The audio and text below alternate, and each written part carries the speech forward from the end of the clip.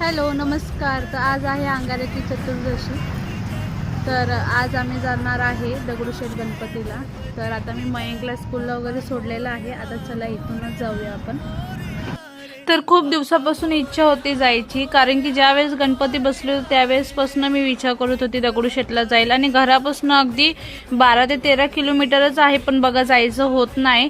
तर आज अचानक मध्ये मनात बसल्या बसल्या विचार आला. आज संकष्टी पण आहे, अंगारकी चतुर्थी वर्षातली पहिलीच आहे.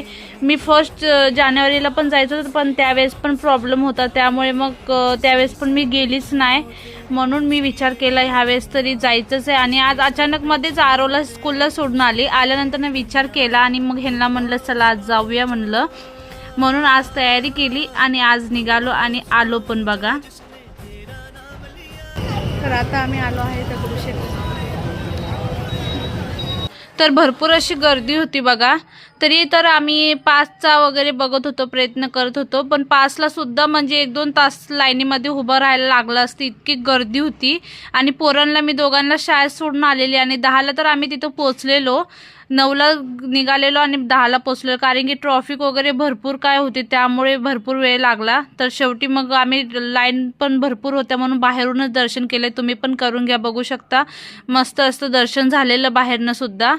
तर नेक्स्ट टाइम आम्ही येऊ त्यावेळेस जास्त गर्दी नसेल त्यावेळेस. तर आम्ही नंतरनं पिला मस्त कलिंगडचा ज्यूस आणि मग आता घरी निघालो. घरी जाता जाता मस्त गणपतीचं परत एकदा दर्शन घेतलं आणि ह्यांना म्हणलं चला एक तुमच्यासोबत पण घेते मी शूट.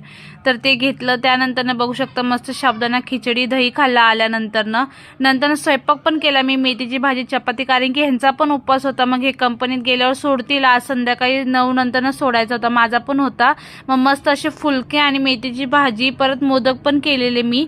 तर तुमच्यासोबत ते नंतरनं शेअर करणार आहे मोदकची रेसिपी. तर मस्त असे आता फुलके झालेले आहेत, मस्त असे सॉफ्ट.